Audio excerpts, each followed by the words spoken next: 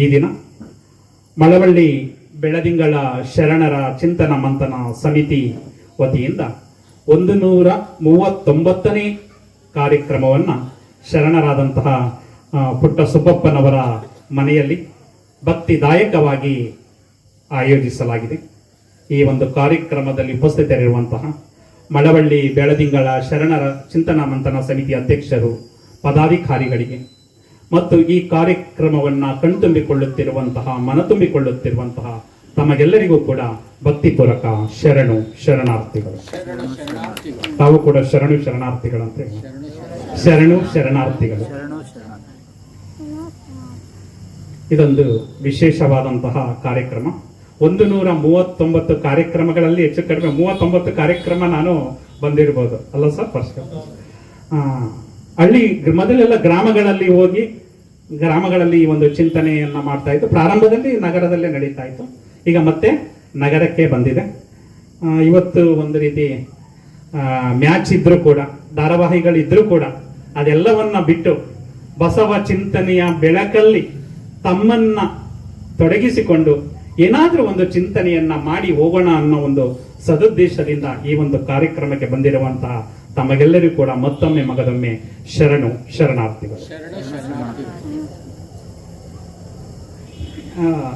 ನಾ ಮೊದಲು ಹೇಳ್ತಾ ಇರ್ತೀನಿ ಯಾವಾಗಲೂ, ಸ್ವರ್ಗ ನರಕ ಅನ್ನೋದು ಬೇರೆ ಎಲ್ಲೂ ಇಲ್ಲ. ಇರೋದು ಇಂತಹ ಒಂದು ಕಾರ್ಯಕ್ರಮದ ಮುಖಾಂತರ ನಾವು ಸ್ವರ್ಗ ನರಕವನ್ನ ಕಲ್ಪಿಸಿಕೊಳ್ಬೇಕು ಅಂತ ತುಂಬಾ ಬೇರೆ ಬೇರೆ ಚಿಂತನೆಯನ್ನ ಬಿಟ್ಬಿಟ್ಟಿದ್ದಾರೆ. ಈ ಒಂದು ಜನ್ಮದಲ್ಲಿ ಒಳ್ಳೆಯ ಕೆಲಸವನ್ನ ಮಾಡಿ ನೀ ತೀರಿ ಹೋದ ನಂತರ ಒಳ್ಳೆ ಕೆಲಸ ಮಾಡಿದ್ರೆ ಸ್ವರ್ಗಕ್ಕೆ ಹೋಗ್ತೀಯ, ಕೆಟ್ಟ ಕೆಲಸವನ್ನ ಮಾಡಿದ್ರೆ ನರಕಕ್ಕೆ ಹೋಗ್ತೀಯ ಅಂತ ಒಂದು ಕೆಟ್ಟ ಚಿಂತನೆಯನ್ನ ಬಿಟ್ಬಿಟ್ಟಿದ್ದಾರೆ. ಅದೆಲ್ಲ ಸುಳ್ಳು, ಯಾರು ಹೆದರ್ಕೋಬೇಡಿ. ಇವತ್ತು ನೀವು ಒಂದು ಒಳ್ಳೆ ಕೆಲಸವನ್ನ ಕಣ್ತುಂಬ್ಕೋತಾ ಇದ್ದೀರಿ ಅಂದ್ರೆ ಅದೇ ಸ್ವರ್ಗ. ಯಾವ್ದಾದ್ರು ಒಂದು ಕೆಟ್ಟ ಚಿಂತನೆಯ ನಡೀತಾ ಇದೆ, ಏನೋ ಒಂದು ಕೆಟ್ಟ ಕಾರ್ಯಕ್ರಮ ನಡೀತಾ ಅದನ್ನ ನೋಡ್ತಾ ಇದ್ದೀರಿ ಅಂದ್ರೆ ಅದೇ ನರಕ, ಇನ್ನೇನು ಒಂದು ಸ್ವರ್ಗ ನರಕ. ಅದಕ್ಕೆ ಬಸವಣ್ಣವರು ನಮಗೆ ಒಂದು ವಿಶೇಷವಾಗಿ ಒಂದು ವಚನವನ್ನ ಕೊಟ್ಟುಬಿಟ್ಟಿದ್ದಾರೆ. ದೇವಲೋಕ ಮರ್ತ್ಯಲೋಕವೆಂಬುದು ಬೇರಿಲ್ಲ ಕಾಣಿರೋ, ಸತ್ಯವ ನುಡಿಯುವುದೇ ದೇವಲೋಕ, ಮಿಥ್ಯವ ನುಡಿಯುವುದೇ ಮರ್ತ್ಯಲೋಕ, ಆಚಾರವೇ ಸ್ವರ್ಗ ಅನಾಚಾರವೇ ನರಕ, ಕೂಡಲ ಸಂಗಮ ದೇವ ನೀವೇ ಪ್ರಮಾಣ. ದೇವಲೋಕ ಮರ್ತ್ಯಲೋಕ ಬೇರೆ ಯಾವುದೂ ಅಲ್ಲ ಕಣಪ್ಪ, ಸತ್ಯವ ನುಡಿಯುವುದೇ ದೇವಲೋಕ. ಶರಣರ ಒಂದು ವಚನಗಳನ್ನ ನಾವು ಹೇಳ್ತಾ ಇದ್ದೀವಿ, ನೀವು ಕೇಳ್ತಾ ಇದ್ದೀರಾ, ಅಥವಾ ನೀವು ಹೇಳ್ತಾ ಇದ್ದೀರಾ ನಾವು ಕೇಳ್ತಾ ಇದ್ದೀವಿ ಅಂದ್ರೆ ಅದೇ ದೇವಲೋಕ.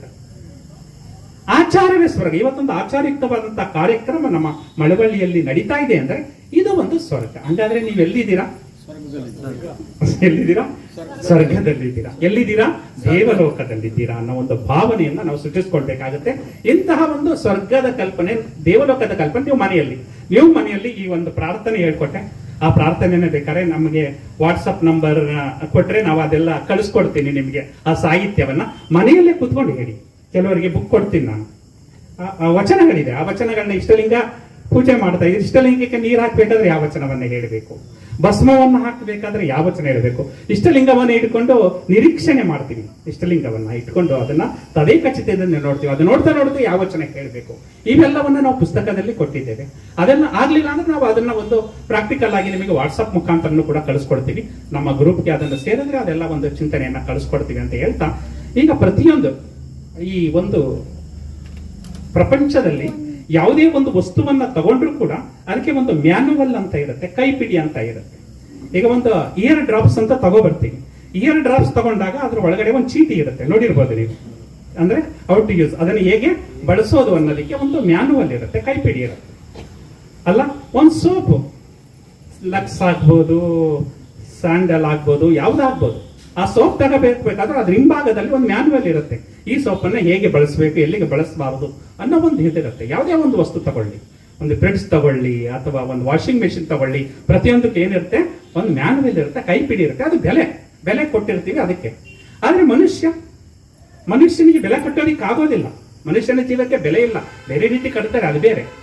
ಆದ್ರೆ ಬೆಲೆ ಕಟ್ಟಲಾರದಂತಹ ಈ ಒಂದು ಮನುಷ್ಯನ ಜೀವಕ್ಕೆ ಒಂದು ಮ್ಯಾನುವಲ್ ಬೇಕಲ್ವಾ? ಆ ಮ್ಯಾನುವಲ್ ನಮ್ಮ ಶರಣರ ವಚನಗಳು. ಶರಣರ ವಚನಗಳನ್ನ ನೀವು ಅಧ್ಯಯನ ಮಾಡಿ ಅದನ್ನ ಜೀವನದಲ್ಲಿ ಅಳವಡಿಸ್ಕೊಳ್ತೀವಿ ಅಂದ್ರೆ ಅದೇ ನಮಗೆ ಶರಣರ ವಚನಗಳೇ ನಮ್ಮ ಜೀವನವಾದ ಕೈಪಿಡಿಯಾಗಿದೆ. ಯಾಕಂದ್ರೆ ನಾವು ಬೆಳಿಗ್ಗೆ ಎದ್ದಾಗ ಅದಕ್ಕೆ ನಮಗೆ ಒಂದು ಉಪನ್ಯಾಸದ ವಿಷಯ ಕೊಟ್ಟುಬಿಟ್ಟಿದ್ದಾರೆ. ಬದುಕು ಬದಲಿಸುವ ಬಸವ ಚಿಂತನೆಯ ಬೆಳಕು ಅಂತ. ಬದುಕನ್ನ ಬದಲಿಸುತ್ತಂತೆ. ಹೇಗೆ ಬದಲಿಸುತ್ತೆ? ನಮ್ಮ ಹಾಸಿಗೆಯಿಂದ ಹೇಳ್ತೀವಿ. ಹಾಸಿಗೆಯಿಂದ ಎದ್ದ ತಕ್ಷಣ ನಮ್ಮ ಒಂದು ದಿನಚರಿ ವಚನದೊಂದಿಗೆ ಪ್ರಾರಂಭ ಆಗಬೇಕು. ಬೆಳಿಗ್ಗೆ ಹಾಸಿಗೆಯಿಂದ ಎದ್ದ ತಕ್ಷಣ ಒಂದು ವಚನವನ್ನ ಹೇಳುವಂಥದ್ದು. ಹೇಳ್ತೀರಲ್ಲ ನನ್ನ ಜೊತೆ? ಎನ್ನ ವಾಮಕ್ಷೇಮ ನಿಮ್ಮದಯ್ಯ ಎನ್ನ ಹಾನಿ ವೃದ್ಧಿ ನಿಮ್ಮದಯ್ಯ ಎನ್ನ ಮಾನಾಪಮಾನವು ನಿಮ್ಮದಯ್ಯ ಬಳ್ಳಿಗೆ ಕಾಯಿ ದಿಮ್ಮಿತ್ತೆ ಕೂಡಲ ಸಂಗಮ ದೇವ. ಈ ವಚನ ಎನ್ನ ವಾಮಕ್ಷೇಮ ನಿಮ್ದಪ್ಪ. ಆ ಪರಶಿವನನ್ನ, ಯಾಕಂದ್ರೆ ಕೋವಿಡ್ ಬಂದಾಗ ನಾವು ಬದುಕದೇ ಇಲ್ಲ ಅನ್ನೋ ರೀತಿಯಲ್ಲಿ ಒಂದು ದೊಡ್ಡ ಇದೇ ಪ್ರಾರಂಭ ಆಗ್ಬಿಟ್ಟಿತ್ತು. ಆದ್ರೂ ಕೂಡ ಅಂತಹ ಕೋವಿಡ್ ಅನ್ನು ಗೆದ್ದು ನಾವ್ ಇಲ್ಲಿದೀವಿ ಅಂದ್ರೆ ಏನೋ ಒಂದು ಒಳ್ಳೆ ಕೆಲಸ ನಮ್ಮಿಂದ ಆಗುತ್ತೆ ಅನ್ನೋ ಒಂದು ಭರವಸೆಯನ್ನ ನಾವ್ ಇಟ್ಕೊಳ್ಬೇಕು. ಅದಕ್ಕೆ ಎನ್ನ ವಾಮಕ್ಷೇಮ ನಿಂದು. ನೀವು ಹಾಸಿಗೆ ಎದ್ದಬೇಕಾದ್ರೆ ಯಾರ್ದು? ಆ ಪರಶಿವಂದು. ಎನ್ನ ವಾಮಕ್ಷೇಮ ನಿಂದು, ಎನ್ನ ಹಾನಿವೃದ್ಧಿ ನಿಂದು, ನನ್ನ ಹಾನಿವೃದ್ಧಿಯು ಕೂಡ ನಿಂದು. ಬಳ್ಳಿಗೆ ಕಾಯಿ ದಿಮ್ಮಿತ್ತೆ. ಈಗ ಬಳ್ಳಿಯಲ್ಲಿ ಕುಂಬಳಕಾಯಿ ಬಿಡ್ಬೋದು, ಸೋರೆಕಾಯಿ ಬಿಡ್ಬೋದು, ಹಾಗಲಕಾಯಿ ಬಿಡ್ಬೋದು, ಎಲ್ಲ ಕಾಯಿ ಬಿಡ್ಬೋದು. ಆ ಬಳ್ಳಿಗೆ ಆ ಕಾಯಿ ಭಾರ ಆಗೋದಿಲ್ಲ. ಭಾರ ಆಗುತ್ತಾ? ಹಂಗೆ ನಾನು ನಿನಗೆ ಭಾರ ಅಲ್ಲ. ಬಳ್ಳಿಗೆ ಕಾಯಿ ಹೇಗೆ ಭಾರ ಆಗೋದಿಲ್ವೋ, ನಾನು ನಿನಗೆ ಭಾರ ಇಲ್ಲ, ನನ್ನನ್ನು ಕಾಪಾಡು ಅಂತ ಹೇಳಿ ಆ ಒಂದು ವಚನದ ದಿನಚರಿಯೊಂದಿಗೆ ನಿಮ್ಮ ಒಂದು ಜೀವನವನ್ನ, ಆ ದಿನದ ಒಂದು ದಿನಚರಿಯನ್ನ ಪ್ರಾರಂಭ ಮಾಡಿದಾಗ ಆ ದಿನ ಒಂದು ವಿಶೇಷವಾಗಿ ಕೊನೆಗೆ ಹೋಗ್ತೀರಾ, ಸ್ನಾನ ಮಾಡ್ತೀರಾ. ಸ್ನಾನ ಎಲ್ಲ ಮಾಡ್ಕೊಂಡು ಬಂದು ಎಲ್ಲಿಗೆ ಬರ್ತೀರಾ? ದೇವರ ಕೊಠಡಿಗೆ ಬರ್ತೀರಾ. ದೇವರ ಕೊಠಡಿಯಲ್ಲಿ ಕೂಡ ಅಲ್ವಾ ಭಸ್ಮ ಹಾಕೊಳ್ಬೇಕು. ಭಸ್ಮ ಹಾಕೊಳ್ಬೇಕಾದ್ರೂ ಕೂಡ ಒಂದು ವಚನ ಇದೆ. ಅದಕ್ಕೆ ಬೇರೆ ಇದೆ. ಒಂದು ನೀವು ಸಮಯ ಇದೆ ಅಂದ್ರೆ ಅರ್ಧ ಗಂಟೆ ಪೂಜೆ ಮಾಡೋರು ಇದ್ದಾರೆ, 1 ಗಂಟೆ ಪೂಜೆ ಮಾಡೋರು ಇದ್ದಾರೆ. ಬೇರೆ ದಿನ ಮಾಡ್ಬೋದು. ಆದ್ರೆ ನಾವು ಶಿಕ್ಷಕರು ಮಾಡಕ್ಕಾಗಲ್ಲ. ಅರ್ಧ ಗಂಟೆ ಪೂಜೆ ಮಾಡಕ್ಕಾಗಲ್ಲ. 5 ನಿಮಿಷ 10 ನಿಮಿಷದಲ್ಲಿ ಮಾಡ್ಬೇಕಾಗ 5 ನಿಮಿಷ 10 ನಿಮಿಷಕ್ಕೆ ಏನ್ ಮಾಡ್ಬೋದು ಅಷ್ಟನ್ನ ಮಾಡಿ ಹೋಗಿ. ಸಮಯ ಇದ್ರೆ ನಿಧಾನವಾಗಿ ಮಾಡಿ. ಅರ್ಥಾಯ್ತಲ್ಲ? ಆಗ ಭಸ್ಮವನ್ನು ಹಾಕ್ಬೇಕು. ಭಸ್ಮ ಹಾಕ್ಬೇಕಾದ್ರೆ ಒಂದು ವಚನ. ಅಯ್ಯ ಎನಗೆ ವಿಭೂತಿಯೇ ಕುಲದೈವ, ಅಯ್ಯ ಎನಗೆ ವಿಭೂತಿಯ ಮನೆ ದೈವ, ಅಯ್ಯ ಎನಗೆ ವಿಭೂತಿಯ ಸರ್ವ ಕಾರಣ, ಅಯ್ಯ ಎನಗೆ ವಿಭೂತಿಯ ಸರ್ವ ಸಿದ್ಧಿ, ಅಯ್ಯ ಎನಗೆ ವಿಭೂತಿಯ ಸರ್ವವಶ, ಅಯ್ಯ ಕೂಡಲ ಚನ್ನ ಸಂಗಮ ದೇವ, ಶ್ರೀ ಮಹಾವಿಭೂತಿ ಎಂಬ ಪರಂಜ್ಯೋತಿ ನೀವಾದಿರಾಗಿ ವಿಭೂತಿಯೇ ಎನಗೆ ಸರ್ವ ಸಾಧನವು. ಆ ವಿಭೂತಿ ಇದೆಯಲ್ಲ, ಅದು ನಮ್ಮ ಧರ್ಮದಲ್ಲಿ ಒಂದು ವಿಶೇಷವಾದಂತಹ ಲಾಂಛನ. ವಿಭೂತಿಯನ್ನ ಹಾಕೊಂಡ್ರೆ ಆ ಕಡೆ ಹೆಚ್ಚಾಗುತ್ತೆ. ಗೊತ್ತಾಯ್ತಲ್ಲ? ಯಾರು ನಿತ್ಯ ಮುತ್ತೈದಿರುವಂತ ಒಂದು ಪದವನ್ನ ನಮ್ಮ ವಚನದಲ್ಲಿ ಬಳಸ್ತಾರೆ. ಈ ವಿಭೂತಿ ಅನ್ನೋದನ್ನ ಕೆಲವರು ಏನ್ ಮಾಡ್ತಾರೆ, ಈ ಕುಂಕುಮ ಬಳಸ್ತಾರೆ. ಅನಂತರ ಅವರ ಪತಿಯವರು ಅವರು ಏನಾದ್ರು ತೀರೋದಾಗ ಆ ಕುಂಕುಮ ಬಳಸೋದನ್ನ ನಿಲ್ಲಿಸ್ಬಿಡ್ತಾರೆ. ನಮ್ಮ ವಿಭೂತಿ ಹಂಗಲ್ಲ.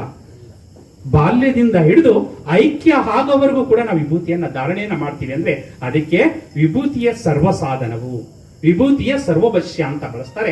ಆದುದರಿಂದ ವಿಭೂತಿಯನ್ನ ಧರಿಸಿದಾಗ ನಾವು ಕೂಡ ಒಂದು ರೀತಿ ವಿಶೇಷ ಕಳೆ ಇರುತ್ತೆ, ವಿಶೇಷ ಚೇತನ ಆಗ್ತೀವಿ. ನಾವು ನಮ್ಮನ್ನ ನೋಡೋರ್ಗೂ ಕೂಡ ಆ ವಿಭೂತಿಯ ಮುಖವನ್ನ ನೋಡಿದಾಗ ಅವರಿಗೂ ಕೂಡ ಒಂದು ವಿಶೇಷ ಕಳೆ ಬರುತ್ತೆ. ಆ ರೀತಿ ವಿಭೂತಿಯನ್ನ ಧಾರಣೆ ಮಾಡಬೇಕಾದ್ರೂ ಕೂಡ ಆ ಒಂದು ವಚನವನ್ನ ಹೇಳಿಕೊಂಡು ನಿಲ್ಪಾಡಿ. ನಂತರ ಬರ್ತೀರಾ. ನಂತರ ಏನ್ ಮಾಡ್ತೀರಾ? ಇಷ್ಟಲಿಂಗವನ್ನ ತಗೋತೀರಾ. ಇಷ್ಟಲಿಂಗ ನೀರು ಹಾಕ್ಬೇಕು. ನೀರು ಹಾಕ್ಬೇಕಾದ್ರೆ ಒಂದು ವಚನ. ಅದ ಇಷ್ಟಲಿಂಗ ಕಟ್ಟಿದ್ದೀರಾ ಅಂತ ಅನ್ಕೊಂಡಿದೀವಿ. ಈಗ ಏನಾದ್ರು ಗೇಟ್ ಹಾಕ್ಬಿಟ್ಟು ಯಾರು ಇಷ್ಟಲಿಂಗ ಇದ್ದಾರೆ ಅವ್ರನ್ನ ಹೊರಗಡೆ ಬಿಡೋದು, ಬೇಕು ಅವ್ರನ್ನ ಇಲ್ಲೇ ಬಿಟ್ಟಾಗ ಸುಮಾರು ಜನ ಸಿಕ್ಕಾಕೊಳ್ತಾರೆ. ಅಲ್ಲ, ಬೇಡ. ದಯಮಾಡಿ ಈಗ ಅರಿವಾಗಿದೆಯಲ್ಲ, ಪ್ರತಿನಿತ್ಯ ನಾನು ಶಿಕ್ಷಕರು, ನಾನು ಯಾವಾಗ ಧಾರಣೆ ಮಾಡುವ ಆವಾಗ್ಲಿಂದ ನಾವು 24/7 ಇಷ್ಟಲಿಂಗ ಅನ್ನೋದು ಯಾವಾಗ್ಲೂ ಎದೆಯ ಮೇಲೆ ಇರಬೇಕು. ಲಿಂಗ ಮಧ್ಯೆ ಜಗತ್ ಸರ್ವಂ ಅಂತ ಹೇಳ್ತಾರೆ. ನಮ್ಮ ಇದಕ್ಕೆ ನಿದರ್ಶನಗಳು ಅದು ಹೇಳ್ತೀನಿ, ಏಕೆ ಇಷ್ಟಲಿಂಗವನ್ನ ಧಾರಣೆ ಮಾಡ್ಕೋಬೇಕು ಅಂತ. ದಯಮಾಡಿ ಇಷ್ಟಲಿಂಗವನ್ನ ಧಾರಣೆಯನ್ನ ಮಾಡಿ. ಅದನ್ನ ತಗೊಂಡು ನಂತರ ವಿಭೂತಿ ಆಯ್ತು. ವಿಭೂತಿ ಆದ್ಮೇಲೆ ಇಷ್ಟಲಿಂಗ ತಗೋತೀರಿ. ಇಷ್ಟಲಿಂಗಕ್ಕೆ ನೀರನ್ನು ಹಾಕಬೇಕು. ನೀರನ್ನು ಹಾಕ್ಬೇಕಾದ್ರೆ ಯಾವ ವಚನವನ್ನ ಹೇಳೋದು? ಅದಕ್ಕೆ ಅಕ್ಕ ಮಹಾದೇವಿ ಹೇಳ್ತಾರೆ, ಸಜ್ಜನೆಯಾಗಿ ಮಜ್ಜನೆ ಕೆರೆವೆ, ಶಾಂತಳಾಗಿ ಪೂಜೆ ಮಾಡುವೆ, ಸಮರತಿಯಿಂದ ನಿಮ್ಮ ಹಾಡುವೆ, ಚೆನ್ನ ಮಲ್ಲಿಕಾರ್ಜುನಯ್ಯ ನಿಮ್ಮ ನಗರದ ಪೂಜೆ ಅನುವಾಯಿತನೆಗೆ ಅಂತ ಆ ಒಂದು ವಚನವನ್ನು ಕೊನೆಗೆ ಮಡಿವಾಳ ಮಾಚಿದೇವರು ಹೇಳ್ತಾರೆ. ಅವರು ಕೂಡ ಇಷ್ಟಲಿಂಗ ಪೂಜೆ ಮಾಡಬೇಕಾದ್ರೆ ಬಸವ ಅಂತ ಹೇಳ್ಬೇಕು ಅಂತ ಅವ್ರು ಹೇಳ್ತಾರೆ. ಎತ್ತೆತ್ತ ನೋಡಿದಡೆ ಹತ್ತತ್ತ ಬಸವನೆಂಬ ಬಳ್ಳಿ, ಎತ್ತಿ ನೋಡಿದಡೆ ಲಿಂಗವೆಂಬ ಗೊಂಚಲು, ಒತ್ತಿ ಹಿಂಡಿದಡೆ ಭಕ್ತಿ ಎಂಬ ರಸವಯ್ಯ, ಆಯತ ಬಸವಣ್ಣನಿಂದ ಸ್ವಾಯತ ಬಸವಣ್ಣನಿಂದ ಸನ್ನಿಹಿತವು ಬಸವಣ್ಣನಿಂದ, ಗುರು ಬಸವಣ್ಣನಿಂದ ಲಿಂಗ ಬಸವಣ್ಣನಿಂದ ಜಂಗಮ ಬಸವಣ್ಣನಿಂದ ಪಾದೋದಕ ಬಸವಣ್ಣನಿಂದ ಪ್ರಸಾದ ಬಸವಣ್ಣನಿಂದ ಅತ್ತ ಬಲ್ಲಡೆ ನೀವು ಕೇಳಿರೆ ಇತ್ತ ಬಲ್ಲಡೆ ನೀವು ಕೇಳಿರೆ ಬಸವ ಬಸವ ಬಸವ ಎಂದು ಮಜ್ಜನ ಕೆರೆಯದವನ ಭಕ್ತಿ ಶೂನ್ಯ ಕಾಣ ಕಲಿದೇವರ ದೇವ ಅಂತ ಹೇಳ್ಬಿಡ್ತಾರೆ. ಅಂದ್ರೆ ನೀವು ಇಷ್ಟಲಿಂಗವನ್ನ ಹಿಡ್ಕೊಂಡಿದ್ದೀರಾ, ಇಷ್ಟಲಿಂಗವನ್ನ ಹಿಡ್ಕೊಂಡು ಆ ನೀರನ್ನ ಹಾಕ್ಬೇಕಾದ್ರೆ ಬಸವ ಬಸವ ಬಸವ ಎಂದು ಮಜ್ಜನ ಕೆರೆಯದವನ ಭಕ್ತಿ ಶೂನ್ಯ ಕಾಣ. ಅವನ ಭಕ್ತಿ ಅಲ್ಲ, ಅದೊಂದು ಶೂನ್ಯ. ನೀವು ಯಾವಾಗ್ಲೂ ಇಷ್ಟಲಿಂಗಕ್ಕೆ ನೀರನ್ನು ಹಾಕ್ಬೇಕಾದ್ರೆ ಬಸವ ಅನ್ನಿ ಬಸವ ಅನ್ನಿ ಬಸವ ಅನ್ನಿ ಅಂತ ಹೇಳ್ತಾರೆ. ಅಂದ್ರೆ ಅಂತ ಮಡಿವಾಳ ಮಾಚಿದವರು ಗಣಾಚಾರಿಗಳು ಹೇಳ್ತಾರೆ. ಅಂದ್ರೆ ನಾವು ಯಾವಾಗ್ಲೂ ಕೂಡ ಪ್ರತಿಯೊಬ್ರು ಕೂಡ ಹಿರಿಯರು ಹೇಳ್ತಾ ಇದ್ರು, ನಿನಗೆ ಕಷ್ಟ ಬಂತ ಬಸವ ಅನ್ನು, ಸುಖ ಬಂತ ಬಸವ ಅನ್ನು ಅಂತ ಹೇಳ್ತಾರೆ. ಹಂಗೆ ಬಸವ ಅಂದಾಗ ನಮ್ಮ ಎಲ್ಲಾ ಭವನೆಗಳು ಕೂಡ ಅದೇನೇ ಹೇಳ್ತಲ್ಲ, ಮಾಡು ಮನವೇ ಬಸವ ಸ್ಮರಣೆ ಹರಿವುದಾಗಲೇ ಭವನೆಯು. ನಮ್ಮ ತೊಂದರೆಗಳೆಲ್ಲ ಏನಾಗುತ್ತೆ, ಹೊರಟೋಗುತ್ತೆ. ತಪ್ಪ ನೆನೆಸದೆ ಒಪ್ಪಿಕೊಳ್ಳುವ ಅಪ್ಪ ಬಸವನ ಕರುಣೆಯು. ಅವನು ಯಾವುದೇ ನಾವು ತಪ್ಪು ಮಾಡಿದ್ರು ಕೂಡ ಬಸವ ಅಂದಾಗ ಆ ತಪ್ಪನ್ನ ಬಿಟ್ಟು ಅವನು ಏನ್ ಮಾಡ್ತಾನೆ, ಒಪ್ಕೊಳ್ತಾನೆ, ನಮ್ಮನ್ನ ಒಪ್ಕೊಳ್ತಾನೆ ಅಂತ ಆ ಒಂದು ವಚನವನ್ನ, ಆ ಒಂದು ಗೀತೆಯನ್ನ ನಾನು ಹೇಳ್ಕೊಟ್ಟಿದ್ದೇನೆ. ದಯಮಾಡಿ ಅದನ್ನ ಪ್ರತಿನಿತ್ಯ ಅಭ್ಯಾಸ ಮಾಡಿ ಅಂತ ಹೇಳ್ತಾ ನಂತರ ಇಷ್ಟಲಿಂಗಕ್ಕೆ ನೀರು ಹಾಕಿದ್ರಿ. ಅದಾಯ್ತು. ಅನಂತರ ಇಷ್ಟಲಿಂಗಕ್ಕೆ ಮತ್ತೆ ಭಸ್ಮ ಹಾಕ್ತೀರಾ. ಅದಾದ ಮೇಲೆ ಅದನ್ನ ಇಟ್ಕೊಂಡು ನಿರೀಕ್ಷಣೆ ಮಾಡ್ತೀರಾ. ನಿರೀಕ್ಷಣೆ ಅಂದ್ರೆ ಎಲ್ಲ ಏನ್ ಮಾಡ್ತೀರಾ, ಇಷ್ಟಲಿಂಗವೇನು ಇಟ್ಕೊಂಡು ಕಣ್ಣು ಮುಚ್ಚಿಬಿಡ್ತೀರಾ. ಹೌದಾ? ಇಲ್ಲ, ಕಣ್ಣನ್ನು ಬಿಟ್ಟಿರ್ಬೇಕು. ಅರೆಗಣ್ಣು ಅಂತಾರೆ, ಅನಿಮಿಷ ದೃಷ್ಟಿ ಅಂತ ಕರೀತಾರೆ. ಇಷ್ಟಲಿಂಗವನ್ನ ಹಿಡ್ಕೊಂಡು ಫುಲ್ಲು ತೆರೆದಿರಬಾರ್ದು ಅಥವಾ ಪೂರ್ಣ ಮುಚ್ಚಿರಬಾರ್ದು. ಅರೆಗಣ್ಣು, ಅರ್ಧ ಗಣ್ಣಿನಿಂದ ಅನಿಮಿಷ ದೃಷ್ಟಿಯಿಂದ ಅದನ್ನ ನೋಡಬೇಕು. ಇಷ್ಟಲಿಂಗ ಹೆಂಗೆ, ಶರಣ ಸತಿ ಲಿಂಗ ಪತಿ. ಅಂದ್ರೆ ಇಲ್ಲಿ ಯಾರು ಗಂಡ ಹೆಂಡತಿ, ಗಂಡು ಹೆಣ್ಣು ಅನ್ನೋ ಬೇರೆ ಇಲ್ಲ. ಅದು ಪತಿ, ಯಾವುದು ಲಿಂಗ ಪತಿ. ನಾವು ಪೂಜಿಸುವವರು ಸತಿಗಳು, ನಾವು ಹೆಣ್ಣು, ಅದು ಗಂಡು. ಶರಣ ಸತಿ ಲಿಂಗ ಪತಿ ಅನ್ನುವ ದೃಷ್ಟಿಯಲ್ಲಿ ಅದನ್ನ ಏನ್ ಮಾಡ್ಬೇಕು ಅಂದ್ರೆ ನಿರೀಕ್ಷಣೆಯನ್ನ ಮಾಡಬೇಕು. ಅದನ್ನ ಹಿಡ್ಕೊಂಡು ವಚನ ಅದಕ್ಕೂ ಕೂಡ ಇದೆ. ಜಗದಗಲ್ಲ ಮುಗಿಲಗಲ್ಲ ಮಿಗೆಯಾಗಲ್ಲ ನಿಮ್ಮಗಲ್ಲ, ಪಾತಾಳದಿಂದವೇ ಅತ್ತತ್ತ ನಿಮ್ಮ ಶ್ರೀ ಚರಣ, ಬ್ರಹ್ಮಾಂಡದಿಂದವೇ ಅತ್ತತ್ತ ನಿಮ್ಮ ಶ್ರೀ ಮುಕುಟ, ಅಗಮ್ಯ ಅಗೋಚರ ಅಪ್ರತಿಮ ಲಿಂಗವೇ ನೀವೆನ್ನ ಕರಸ್ಥಳಕ್ಕೆ ಬಂದು ಚುಡುಕಾದಿರಯ್ಯ. ಎಂತಹ ವಿಶೇಷವಾದ ಚೇತನ ಅಲ್ವಾ ಇದು. ಜಗದಗಲ ಅಂತ ಹೇಳ್ತಾರೆ. ಇಲ್ಲಿ ನಿಂತ್ಕೊಂಡು ನೋಡಿ ಎಷ್ಟು ನೋಡ್ತಾ ಇದ್ದೀವಿ ನಾವು. ಜಗದಗಲ ಯಾರನ್ನ, ಪರಶಿವನ್ನ. ಮುಗಿಲಾಗಲ್ಲ, ಆಕಾಶದಗಲ ಅಂತಾರೆ, ಮಿಗಿಯಾಗಲ್ಲ ಅಂತ ಹೇಳ್ಬಿಡ್ತಾರೆ.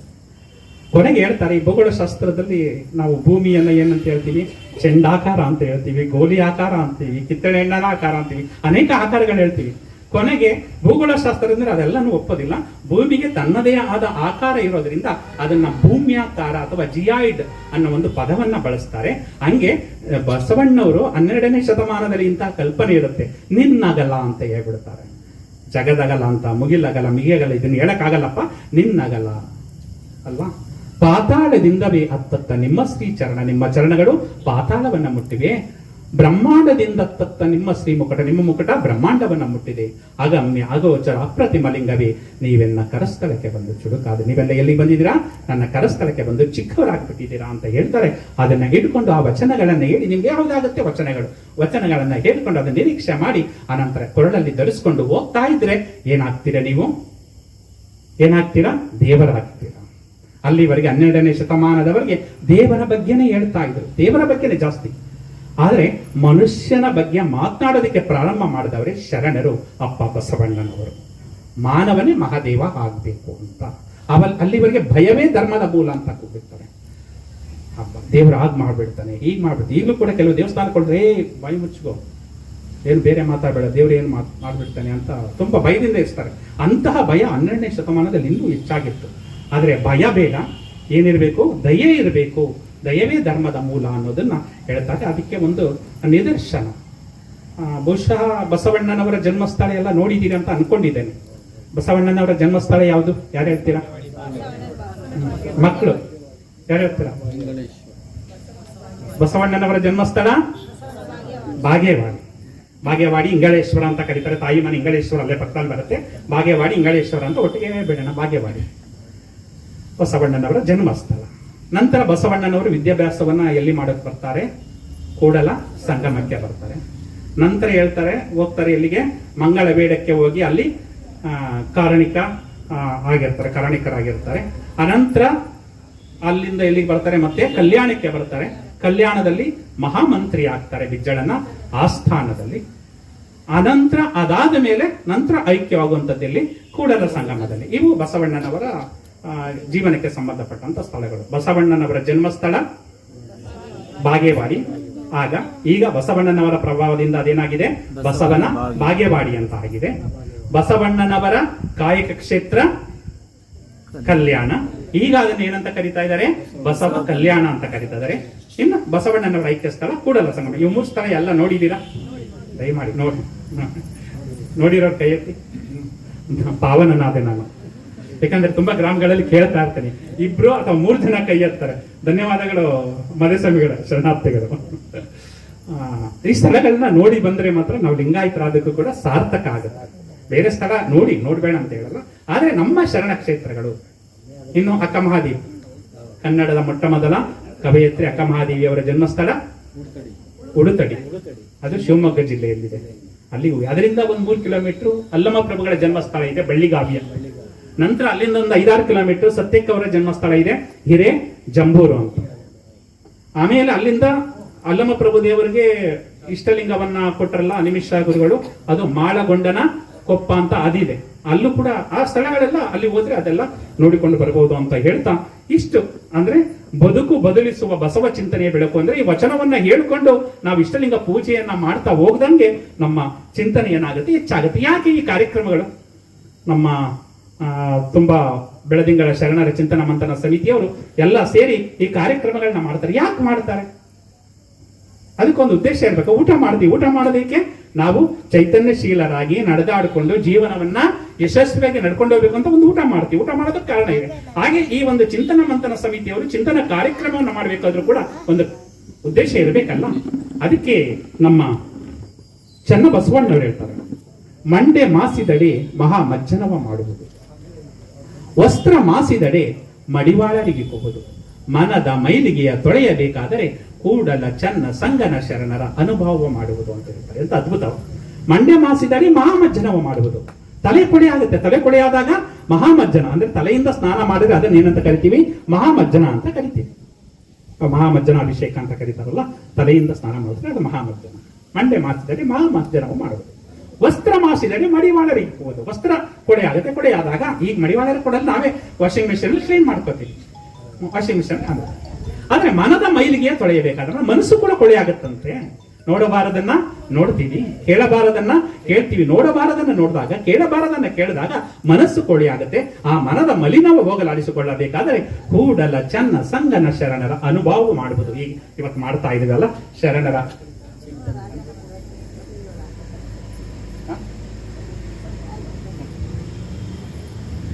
ಕೂಡಲ ಚನ್ನ ಸಂಗನ ಶರಣರ ಅನುಭವ ಮಾಡುವುದು. ಇವತ್ತು ಮಾಡ್ತಾ ಇದೀವಲ್ಲ ಅನುಭವ, ಅದನ್ನು ಕೇಳುವಂಥದ್ದು, ತಿಳಿಯುವಂಥದ್ದು ಇದೆ. ಇದು ಬಸವಣ್ಣನವರ ಈ ಒಂದು ಬದುಕು ಬದಲಿಸಬೇಕಾದ್ರೆ, ಒಂದು ನಮ್ಮ ಜನ್ಮ ಸಾರ್ಥಕ ಆಗಬೇಕಾದ್ರೆ ನಮ್ಮ ತನು ಶುದ್ಧಿ, ತನು ಅಂದ್ರೆ ದೇಹ, ನಮ್ಮ ದೇಹ ಶುದ್ಧಿ ಆಗ್ಬೇಕು. ಇಡೀ ಪೂರ್ಣ ಕಾಲಿನಿಂದ ಹಿಡಿದು ನಮ್ಮ ತಲೆವರೆಗೂ ನಮ್ಮ ದೇಹ ಅಂತ ಕರಿತೀವಿ. ಆ ತನು ಶುದ್ಧಿ ಆಗ್ಬೇಕು. ತನು ಶುದ್ಧಿ ಆಗಬೇಕಾದ್ರೆ ಶರಣರು ಏನ್ ಕೊಟ್ಟಿದ್ದಾರೆ ಹೇಳಿದವರಿಗೆ ಒಂದು ಪುಸ್ತಕ ಕೊಡ್ತೀನಿ ನಾನು. ನಮ್ಮ ತನು ಶುದ್ಧಿ ಆಗ್ಬೇಕು. ತನು ಶುದ್ಧಿ ಆಗ್ಬೇಕಾದ್ರೆ ಏನ್ ಮಾಡ್ಬೇಕು? ಹೇಳಿ, ಏನ ತಪ್ಪಾದ್ರೂ ಪರವಾಗಿಲ್ಲ ಹೇಳಿ. ನಮ್ ತನುವನ್ನ ಶುದ್ಧಿ ಆಗ್ಬೇಕು.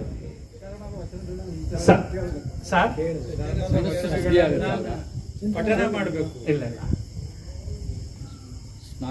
ನಾವು ಜೀವನವನ್ನು ನಡೆಸಬೇಕಾದ್ರೆ ಏನ್ ಮಾಡ್ಬೇಕು? ಕಾಯಕ ಮಾಡ್ಬೇಕು. ಬನ್ನಿ, ನಿಮ್ಗೆ ಒಂದು ಪುಸ್ತಕ ಕೊಡ್ತೀನಿ.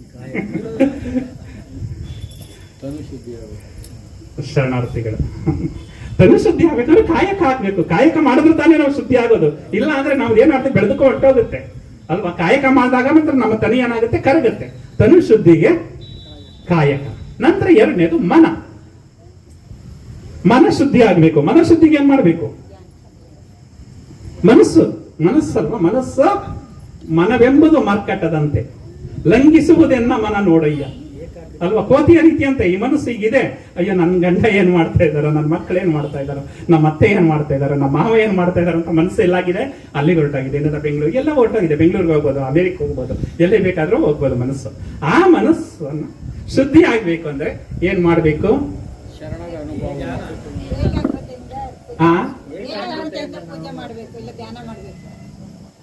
ಹೇಳಿಲ್ಲ ನನಗೆ. ಏನು ಮನಃಶುದ್ಧಿಗೆ ಏನು ಅದು ಏಕಾಗ್ರತೆಗೆ ಏನ್ ಕೊಟ್ಟಿದ್ದಾರೆ? ಏಕಾಗ್ರತೆ, ಎಸ್ ಕರೆಕ್ಟ್. ಏಕಾಗ್ರತೆ ಉಂಟಾಗ್ಬೇಕು ಅಂದ್ರೆ ಏನ್ ಮಾಡ್ಬೇಕು? ಯಾವುದು? ಇಷ್ಟಲಿಂಗ. ಮನಃಶುದ್ಧಿಗೆ ಯಾವುದು? ಇಷ್ಟಲಿಂಗ. ಇಷ್ಟಲಿಂಗವನ್ನ ಇಟ್ಕೊಂಡಾಗ ಆಗ ಏನಾಗುತ್ತೆ? ನಮ್ಮ ಮನಸ್ಸು ಶುದ್ಧಿ. ಅದನ್ನ ನಿರೀಕ್ಷಣೆ ಮಾಡ್ತಿರಲ್ಲ, ಆ ಇಷ್ಟಲಿಂಗವನ್ನ ಇಟ್ಕೊಂಡು ಅದರ ಜೊತೆಗೆ ನಿರೀಕ್ಷಣೆ ಮಾಡ್ತಿರಲ್ಲ, ಆ ಇಷ್ಟಲಿಂಗದಿಂದ ಏನಾಗುತ್ತೆ? ನಮ್ಮ ಮನಃಶುದ್ಧಿ ಆಗುತ್ತೆ. ತನುಶುದ್ಧಿ ಕಾಯಕದಿಂದ, ಮನಃಶುದ್ಧಿ ಇಷ್ಟಲಿಂಗದಿಂದ. ಇನ್ನೂ ಒಂದು ಶುದ್ಧಿ ಆಗ್ಬೇಕಂತೆ, ಮನುಷ್ಯ ಪರಿಪೂರ್ಣ ಆಗ್ಬೇಕಂತೆ. ತನುಶುದ್ಧಿ ಆಯ್ತು, ಮನಃಶುದ್ಧಿ ಆಯ್ತು, ಇನ್ನೊಂದು ಯಾವುದು? ಭಾವನೆ, ಭಾವಶುದ್ಧಿ. ಭಾವನೆಗಳು ಬರ್ತಾವಲ್ಲ, ಆ ಭಾವಶುದ್ಧಿ ಆಗ್ಬೇಕು ಅಂದ್ರೆ ಏನ್ ಮಾಡ್ಬೇಕು? ದಾಸೋಹ. ನಮ್ಮ ಇಷ್ಟಲಿಂಗ, ನಮ್ಮ ಲಿಂಗಾಯತ ಧರ್ಮದಲ್ಲಿ ಇರುವಂತ ವಿಶೇಷವಾದ ನಮ್ಮ ಲಿಂಗಾಯತರಲ್ಲಿ ದಾಸೋಹ ಅಲ್ವಾ? ಹೇಗೆ ಅಂದ್ರೆ ದಾಸೋಹ ಅಂದ್ರೆ ಹುಟ್ಟಿದಾಗಿನಿಂದ ಹಿಡಿದು ಸಾಯೋವರೆಗೂ ಕೂಡ ದಾಸೋಹ ಮಾಡ್ತೀವಿ ನಾವು. ಯಾರಾದ್ರೂ ತೀರಿ ಹೋಗಿದ್ರು ಕೂಡ, ಅಯ್ಯೋ ಇವನು ಸಾವುಗೆ ಹೋಗಿದ್ದೆ, ನಾವು ಹೊಟ್ಟೆ ಹಸ್ಕೊಂಡು ಹೋದೆ ಅಂತ ಅವನು ಕೊರಗಬಾರದು ಅಂತ ಅವ್ರು ಸತ್ತೋಗಿದ್ರು ಕೂಡ ನಾವು ಅವರಿಗೆ ಅಡುಗೆಯನ್ನ ಮಾಡಿಸಿ ಅವರಿಗೆ ಊಟವನ್ನ ಹಾಕಿ ಅನಂತರ ಏನ್ ಮಾಡ್ತೀವಿ? ನಾವು ಆ ಒಂದು ಹೆಣವನ್ನ ಎತ್ತುವಂತಹ ಕೆಲಸವನ್ನ ನಾವು ಮಾಡ್ತೇವೆ ಅಲ್ಲ? ಅಂದ್ರೆ ಮರಣವನ್ನೇ ಮಹಾನವಮಿ ಅಂತ ಆಚರಿಸುವಂತವ್ರು ನಾವು. ಆದುದರಿಂದ ದಾಸೋಹ ಅದು. ಅರ್ಥ ಆಯ್ತಲ್ಲ? ಈ 3 ಶುದ್ಧಿಗಳು ಮನುಷ್ಯನಿಗೆ ಅಗತ್ಯ. ಒಂದು ತನುಶುದ್ಧಿ, ಎರಡನೆಯದು ಮನಃಶುದ್ಧಿ, ಮೂರನೆಯದು ಭಾವಶುದ್ಧಿ. ಈ ಭಾವಶುದ್ಧಿಗಳಾದಾಗ ಮಾತ್ರ ನಮ್ಮ ಜೀವನ ಸಾರ್ಥಕತೆಯನ್ನ ಬರುತ್ತೆ. ಈ ವಚನಗಳನ್ನ ಓದೋದ್ರಿಂದ ಏನಾಗುತ್ತೆ? ತಲೆಯಲ್ಲಿ ಏನುಂಟಾಗುತ್ತೆ? ಸದ್ವಿಚಾರ ಉಂಟಾಗುತ್ತೆ. ತಲೆಯಲ್ಲಿ ಸದ್ವಿಚಾರ ಉಂಟಾಗುತ್ತೆ. ಈ ವಚನಗಳನ್ನು ಅಧ್ಯಯನ ಮಾಡೋದ್ರಿಂದ ತಲೆಯಲ್ಲಿ ಸದ್ವಿಚಾರ, ಎದೆಯಲ್ಲಿ ಸದ್ಭಾವ ಬರುತ್ತೆ, ಕೈಯಲ್ಲಿ ಸತ್ಕಾರ್ಯ ಬರುತ್ತೆ, ಬಾಯಲ್ಲಿ ಸವಿ ಮಾತು ಬರುತ್ತೆ.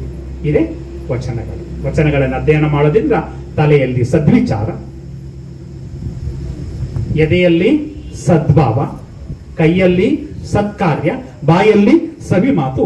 ಇದನ್ನೇ ನಾವು ವಚನಗಳನ್ನು ಅಧ್ಯಯನ ಮಾಡೋದ್ರಿಂದ ಸಿಗುವಂತ. ಇದಕ್ಕೆ ಒಂದು ದೃಷ್ಟಾಂತದ ಮುಖಾಂತರ ನಾನು ಹೇಳೋದಕ್ಕೆ ಹೋಗ್ತೇನೆ. ಒಬ್ಬ ಅಮ್ಮನ ಮನೆಗೆ ಒಬ್ರು ಗುರುಗಳು ಹೋಗ್ತಾರೆ. ಗುರುಗಳು ಹೋದಾಗ ಅವರನ್ನ ಉಪಚರಿಸೋದನ್ನ ನೋಡಿ ತುಂಬಾ ಖುಷಿ ಆಗ್ಬಿಡುತ್ತೆ ಗುರುಗಳಿಗೆ. ಅಮ್ಮ ನಿನ್ನ ಹೆಸರೇನು ಅಂತ ಹೇಳ್ತಾರೆ. ಅವ್ರು ಹೆಸರು ಹೇಳ್ತಾರೆ. ನಿಮ್ಮ ಎಷ್ಟು ವರ್ಷ ವಯಸ್ಸು? 2 ವರ್ಷ ಗುರುಗಳೇ. ಅವ್ರಿಗಾಗಿರುತ್ತೆ 42 ವರ್ಷ. ಅವ್ರು ಹೇಳೋದೆಷ್ಟು? 2 ವರ್ಷ. ನಿಮ್ಮ ಗಂಡನ ವಯಸ್ಸು? ಗಂಡನ ವಯಸ್ಸು 1 ವರ್ಷ ಗುರುಗಳೇ. ನಿಮ್ಮ ಅತ್ತೆಯ ವಯಸ್ಸು 6 ತಿಂಗಳು ಗುರುಗಳೇ. ಮಾವನ ವಯಸ್ಸು? ಮಾವ ಇನ್ನು ಹುಟ್ಟೇ ಇಲ್ಲ ಗುರುಗಳೇ. ಏನಪ್ಪಾ ಇದು ಒಗಟಿನ ರೀತಿ ಹೇಳ್ತಾ ಇದ್ದಿಲ್ಲ, ಸ್ವಲ್ಪ ಬಿಡಿಸಿ ಹೇಳಮ್ಮ ಅಂದಾಗ, ಗುರುಗಳೇ ನನ್ನ 40 ವರ್ಷ ವಯಸ್ಸನ್ನ ಮಾಡಬಾರದನ್ನ ಮಾಡಿ, ಆಡಬಾರದನ್ನ ಹಾಡಿ ಕಳ್ಕೊಬಿಟ್ಟೆ. ನಮ್ಮ ಮನೆಗೆ ಯಾರು ಬರ್ತಾ ಇರಲಿಲ್ಲ. ಯಾರೇ ಬಂದ್ರು ಕೂಡ ಅವ್ರನ್ನ ಬೈದು ಕಳಿಸ್ಬಿಡ್ತಾ ಇದ್ದೆ. ನನ್ನ ಅಕ್ಕಪಕ್ಕದವರಂತೂ ಆಗ್ತಾನೆ ಇರಲಿಲ್ಲ. ಅವ್ರಿಗೂ ಬೈಯೋದು, ಊರವರು ಕೂಡ ಆಗ್ತಾ ಇರಲಿಲ್ಲ. ಹಂಗೆ 40 ವರ್ಷ ವಯಸ್ಸು ಕಳೆದು ಬಿಟ್ಟೆ. ಈಗ 2 ವರ್ಷದ ಹಿಂದೆ ಒಬ್ರು ಬಂದು ಬದುಕು ಹೇಗಿರ್ಬೇಕು, ಬದುಕು ಬದಲಿಸುವ ಬಸವ ಚಿಂತನೆಯ ಬೆಳಕು ಅನ್ನೋ ಈ ರೀತಿ ಒಂದು ವಚನಗಳನ್ನ ಹೇಳಿದ್ರು. ಹೇಗೆ ನಡೆಸ್ಕೋಬೇಕು ಅಂತ, ಅವ್ರು ಹೇಗ್ ಮಾತಾಡ್ಬೇಕು ಅನ್ನೋದು ಹೇಳ್ಕೊಟ್ರು. ಹೇಗ್ ಮಾತಾಡ್ಬೇಕು ಅಂತ ಒಂದು ವಚನ ಹೇಳ್ಕೊಟ್ರು ಗುರುಗಳೇ.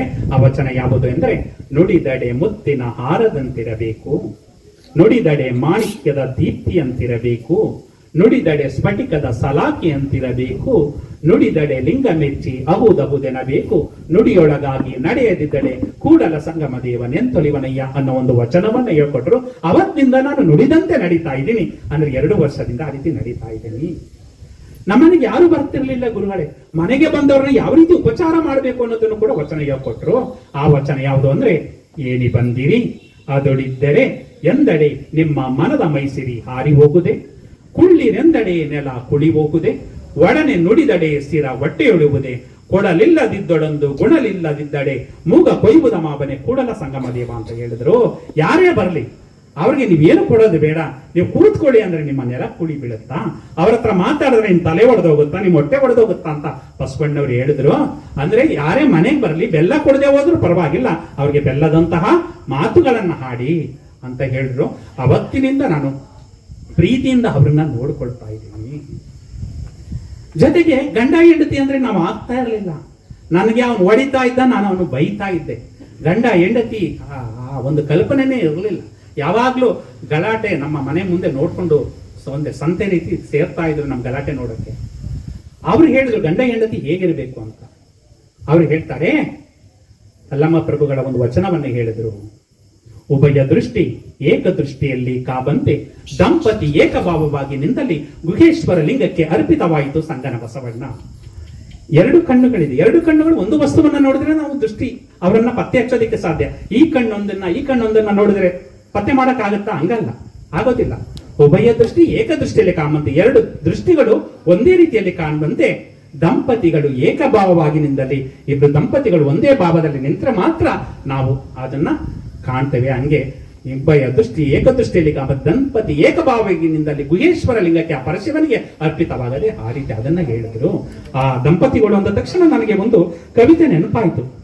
ಆ ಕವಿತೆನ ಈ ಸಂದರ್ಭದಲ್ಲಿ ಹೇಳೋದು ಈ ಸೂಕ್ತ ಅಂತ ಅನ್ಕೊಳ್ತೇನೆ.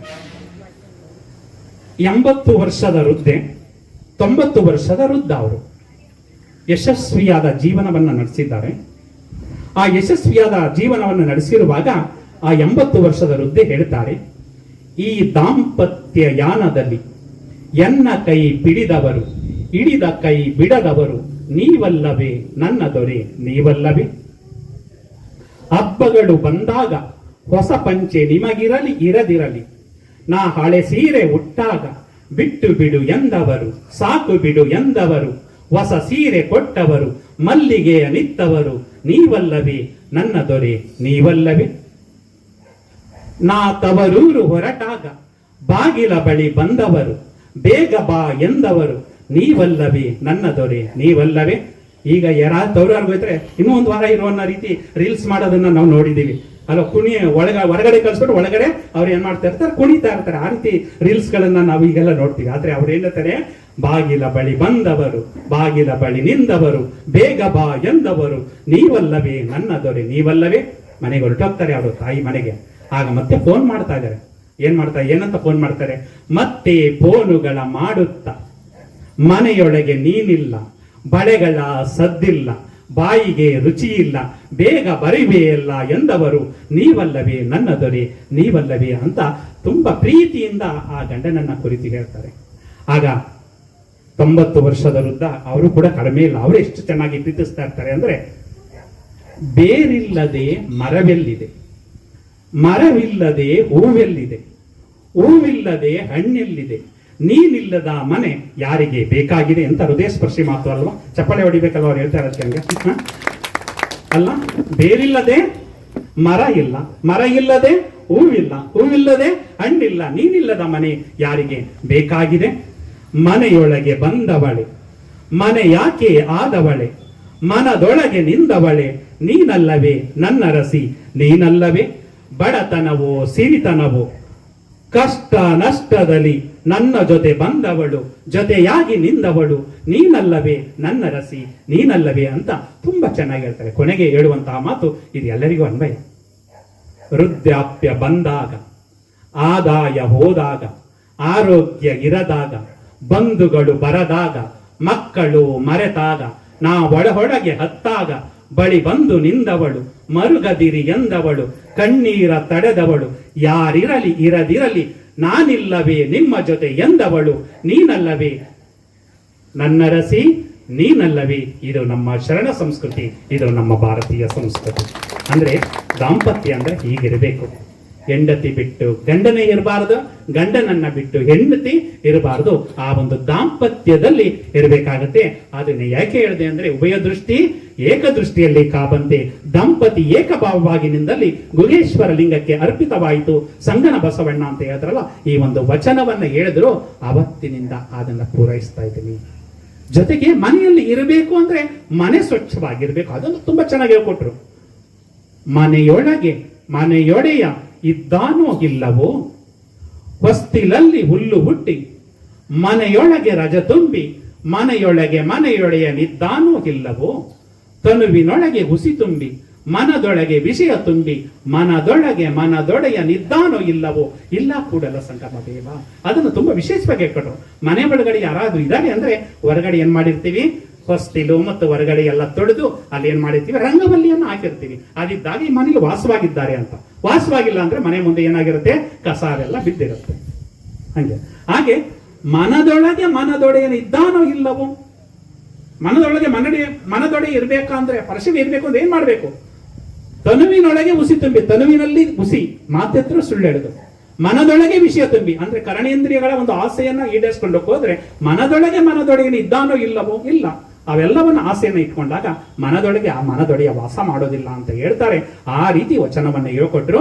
ಆವಾಗ್ಲಿಂದ 2 ವರ್ಷಗಳಿಂದ ವಚನದಂತೆ ನಾನು ನಡೀತಾ ಇರೋದ್ರಿಂದ ನನ್ನ ವಯಸ್ಸು 2 ವರ್ಷ. ನನ್ನ ಗಂಡನ್ನ ಸರಿಪಡಿಸ್ಬೇಕು ಅಂದ್ರೆ 1 ವರ್ಷ ಹಿಡಿತು. 1 ವರ್ಷದಿಂದ ನನ್ನ ಗಂಡ ಸರಿಯಾಗಿರೋದ್ರಿಂದ ನನ್ನ ಗಂಡನ ವಯಸ್ಸು 1 ವರ್ಷ.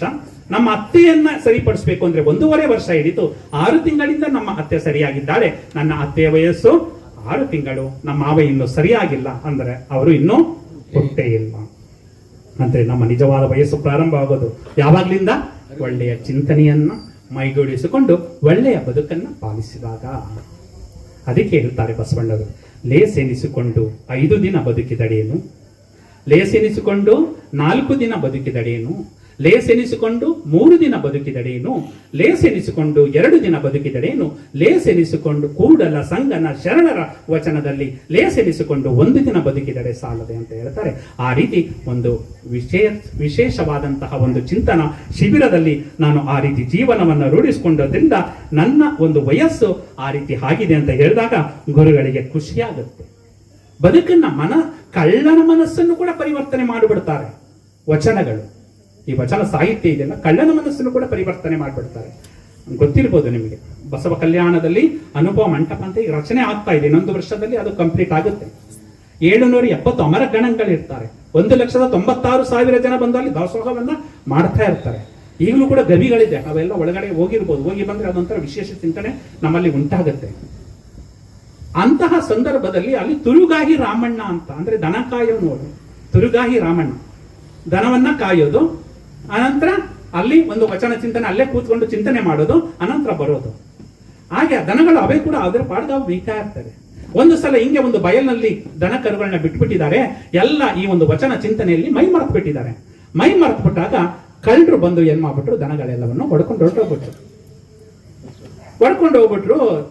ಹುಡುಕ್ತಾರೆ ಎಲ್ಲ ಕಡೆ, ಎಲ್ಲೂ ಇಲ್ಲ. ಕೊನೆಗೆ ಬಂದು ಬಸವಣ್ಣವ್ರಿಗೆ ಹೇಳ್ತಾರೆ, ಅಲ್ಲಿ ಕೊಟ್ಟಿಗೆಯಲ್ಲಿ ಇವಿದೆಯಲ್ಲ ಕರುಗಳು, ಆ ಕೊರಗುಗಳೆಲ್ಲ ಏನಾಗ್ತವೆ, ಬೊಬ್ಬಿಡ್ತಾವೆ. ಯಾಕಂದ್ರೆ ತಾಯಿ ಇಲ್ಲ, ಅವಕ್ಕೆ ಹಾಲು ಬೇಕಲ್ಲ, ಎಲ್ಲ ಬೊಬ್ಬಿಡ್ತಾರೆ. ಬೊಬ್ಬಿಟ್ಟಾಗ ಆಗ ಬಸವಣ್ಣವ್ರು ಹೇಳ್ತಾರೆ, ಹಸುಗಳು ಹೋಗಿದೆಯಲ್ವಾ, ಅವ್ ಎಲ್ಲಿ ಹೋಗಿವೆ ಅದನ್ನು ಹುಡುಕಿಕೊಂಡು ಹೋಗಿ ಈ ಕರುಗಳನ್ನ ತಗೊಂಡೋಗಿ ಅಲ್ಲಿಗೆ ಬಿಟ್ಬಿಟ್ಟು ಬನ್ನಿ ಅಂತ ಹೇಳ್ತಾರೆ. ಅದಕ್ಕೆ ವಚನ ತುಂಬಾ ಅದ್ಭುತವಾದ ವಚನ. ಆಕಳ ಕಳ್ಳರು ಕೊಂಡೊಯ್ದರು ಎನ್ನದಿರಿಂಬೋ ನಿಮ್ಮ ಧರ್ಮ, ಬೊಬ್ಬಿಡದಿರಿಂಬೋ ನಿಮ್ಮ ಧರ್ಮ, ಆರಡದಿರಿಂಬೋ ನಿಮ್ಮ ಧರ್ಮ, ಅಲ್ಲಿ ಉಂಬಡೆ ಸಂಘ ಇಲ್ಲಿ ಉಂಬಡೆ ಸಂಘ, ಕೂಡಲ ಸಂಗಮ ದೇವ ಏಕೋ ಭಾವ ಅಂತ ಹೇಳ್ತಾರೆ. ಅಲ್ಲಿ ಉಂಡ್ರು ಕೂಡ ಸಂಘನೆ. ಅಂದ್ರೆ ಸಂಘ ಅಂದ್ರೆ ಪ್ರತಿಯೊಬ್ಬರು, ಈಗ ಸ್ವಾಮೀಜಿಗಳು ಕೂಡ ಹೇಳ್ಬೋದು, ನಿಮ್ಮ ಅಂತರಾತ್ಮಕ್ಕೆ ಶರಣಾರ್ಥಿಗಳು ಅಂತ ಹೇಳ್ತಾರೆ. ಪ್ರತಿಯೊಬ್ಬರು ಕೂಡ ಪ್ರತಿಯೊಬ್ಬರ ಅಂತರಾತ್ಮಕ್ಕೆ ಶರಣಾರ್ಥಿ. ಅಂತರಾತ್ಮ ಅಂದ್ರೆ ಇಲ್ಲಿ ನಮ್ಮ ಪ್ರತಿಯೊಬ್ಬರ ಆತ್ಮದಲ್ಲೂ ಕೂಡ ಏನಾಗಿದ್ದಾನೆ, ಆ ಸಂಘ, ಆ ಶಿವ, ಪರಶಿವ ಇದ್ದಾನೆ.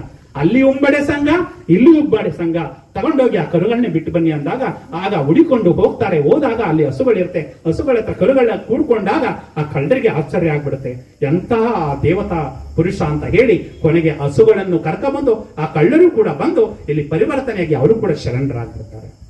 ಜೊತೆಗೆ ಇನ್ನೊಂದು ಬಸವಣ್ಣನವರ ಮನೆಯನ್ನ ಅರಿವಿನ ಮನೆ ಅಂತ ಕರೀತಾರೆ. ಆ ಅರಿವಿನ ಮನೆಗೆ ಮಲಗಿದ್ದಾಗ ನೀಲಾಂಬಿಕೆ ಮಲಗಿದ್ದಾಗ ಏನ್ ಮಾಡ್ತಾರೆ, ಒಂದು ಓಲೆಯನ್ನ ಬಿಚ್ಕೊಂಡು ಬಿಡ್ತಾನೆ ಕಳ್ಳ ಬಂದು. ಇನ್ನೊಂದು ಓಲೆಯಲ್ಲಿ ಕೈ ಹಾಕಕ್ ಹೋಗ್ತಾನೆ, ಅದು ಆಗ್ತಾ ಇಲ್ಲ. ಇನ್ನೇನು ಬಿಚ್ಚಬೇಕು ಅಂದಾಗ ಅವಳು ಕಣ್ಣು ಬಿಟ್ಬಿಡ್ತಾಳೆ ನೀಲಾಂಬಿಕೆ.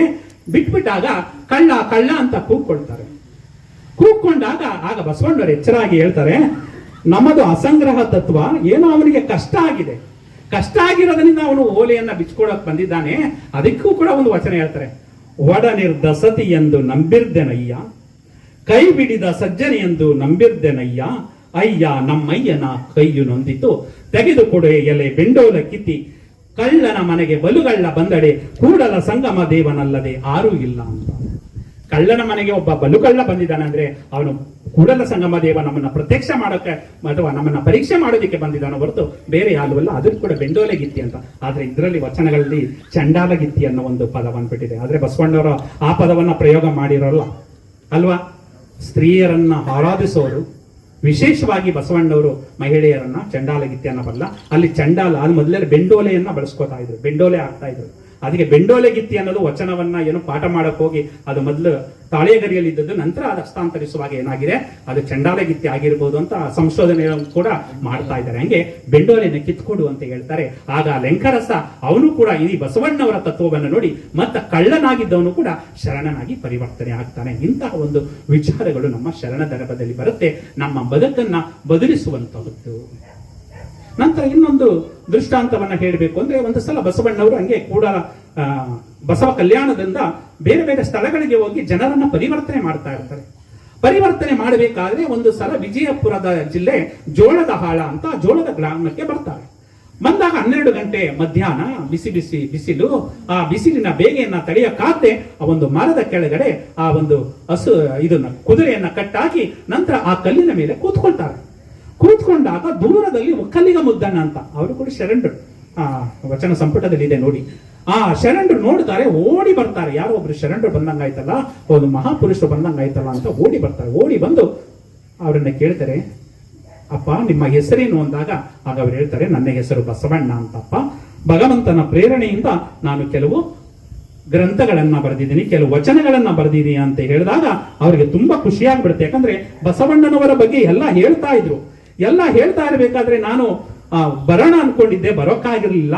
ದೇವರ ಬಳಿ ನಾವು ಬರಬೇಕು, ಆದ್ರೆ ನನ್ನ ಬಳಿಯೇ ದೇವರು ಬಂದಂಗ ಆಯ್ತಲ್ಲ ಅಂತ ಖುಷಿ ಪಡ್ತಾರೆ. ಖುಷಿ ಪಟ್ಟು ಬಸವಣ್ಣನವರೇ ಧರ್ಮ ಅಂದ್ರೆ ಏನು ಅಂತ ಹೇಳಿ ಬಸವಣ್ಣವ್ರು ಅಂತಾರೆ, ನೋಡಪ್ಪ ಧರ್ಮ ಅಂದ್ರೆ ಏನು ಅಂತ ನಾನು ಅನೇಕ ವರ್ಷಗಳಿಂದ ಅಧ್ಯಯನ ಮಾಡಿದ್ದೀನಿ, ಅನೇಕ ವಚನಗಳನ್ನ ಬರೆದಿದ್ದೇನೆ. ಆದ್ರೆ ನಿಂತ ಜಾಗದಲ್ಲಿ ಧರ್ಮ ಅಂತ ಹೇಳೋದಿಕ್ಕೆ ಆಗೋದಿಲ್ಲ. ವರ್ಷಗಟ್ಟಲೆ ಬೇಕು, ತಿಂಗಳುಗಟ್ಟಲೆ ಬೇಕು ಕಣಪ್ಪ ಧರ್ಮ ಅಂದ್ರೆ ಏನು ಅಂತ ಹೇಳೋದಿಕ್ಕೆ ಅಂದಾಗ ಬಸವಣ್ಣವರು ಹಾಗಂದಾಗ ಇವನು ಒಕ್ಕಲಿಗ ಮುದ್ದಣ್ಣವ್ರು ಹೇಳ್ತಾರೆ, ನಾನು ತಿಂಗಳುಗಟ್ಟಲೆ ವಾರಗಟ್ಟಲೆ ಧರ್ಮದ ಸಾರವನ್ನ ತಿಳಿಯುವಂತ ವ್ಯವಧಾನ ನನ್ನಲ್ಲಿಲ್ಲ. ನಾನು ರೈತ, ಉಳುಮೆ ಮಾಡ್ತಾ ಇದ್ದೀನಿ. 2 ಮಾತಲ್ಲಿ ಧರ್ಮ ಅಂದ್ರೆ ಏನು ಅಂತ ಹೇಳಿ ಅಂದಾಗ ಬಸವಣ್ಣವರಿಗೆ ಖುಷಿ ಆಗುತ್ತೆ. ಧರ್ಮ ಅಂದ್ರೆ ಏನು ಅಂತ ನಿಂತಲ್ಲೇ ಹೇಳಿ ಅಂತ ಕೇಳುವಂತಹ ಗಟ್ಟಿ ಶಿಷ್ಯ ಇದುವರೆಗೆ ನನಗೆ ಸಿಕ್ಕಿರಲಿಲ್ವಲ್ಲ ಅಂತ ಮನಸ್ಸಿನಲ್ಲಿ ಅವರು ಪರಮಾತ್ಮನನ್ನ, ಆ ಪರಶಿವನನ್ನ ನೆನೆತಾರೆ. ನೆನೆದು ಬಿಟ್ಟು ಆಗ ಅವರು ಒಂದು ವಚನವನ್ನು ಉದ್ಗಾರ ಮಾಡ್ತಾರೆ, ದಯವಿಲ್ಲದ ಧರ್ಮವದ್ಯಾವುದಯ್ಯ, ದಯವೇ ಬೇಕು ಸಕಲ ಪ್ರಾಣಿಗಳೆಲ್ಲರಲ್ಲಿ, ದಯವೇ ಧರ್ಮದ ಮೂಲವಯ್ಯ, ಕೂಡಲ ಸಂಗಯ್ಯ ನಂತಲ್ಲದೊಲ್ಲನಯ್ಯ. ದಯವೇ ಧರ್ಮದ ಮೂಲ, ಅಲ್ಲಿವರೆಗೆ ಭಯವೇ ಧರ್ಮದ ಮೂಲ ಆಗಿದ್ದು ದಯವೇ ಧರ್ಮದ ಮೂಲ ಅಂತ ಹೇಳ್ತಾರೆ. ಅದು ಹೇಳಿದ ತಕ್ಷಣ ಒಕ್ಕಲಿಗ ಮುದ್ದಣ್ಣನವರ ಹೃದಯ ತುಂಬಿ ಬರುತ್ತೆ. ಅವನು ಹೃದಯ ಕಲ್ಲಿನಂತಿದ್ದು ಹೂವಿನಂತಾಗ್ಬಿಡುತ್ತೆ. ಆಗ ಹೇಳ್ತಾನೆ, ಪ್ರತಿಯೊಬ್ಬರನ್ನು ಶತ್ರು ಮಿತ್ರರೆನ್ನದೆ ಹೂವಿನಂತೆ ಪ್ರೀತಿಸಬೇಕು ಅಂತ ಹೇಳ್ತಾರೆ. ಅಂದಾಗ ತುಂಬಾ ಖುಷಿ ಆಗ್ಬಿಡುತ್ತೆ. ದಯವೇ ಧರ್ಮದ ಮೂಲ ಅನ್ನೋ ಒಂದು ವಚನವನ್ನ ಕೇಳಿದಾಗ ಅಲ್ಲಿವರೆಗೆ ಅವರು ಬಾರುಕೋಲನ್ನ ಹಿಡ್ಕೊಂಡು ಬಂದಿರ್ತಾರೆ. ಬಾರುಕೋಲನ್ನ ಹಿಡ್ಕೊಂಡು ಬಂದಿದ್ದಂತಹ ಆ ಒಕ್ಕಲಿಗ ಮುದ್ದಣ್ಣ ಯಾವಾಗ ಬಸವಣ್ಣನವರ ದಯವೇ ಧರ್ಮದ ಮೂಲ ಅನ್ನೋ ಒಂದು ವಚನವನ್ನ ಕೇಳಿದ್ರು,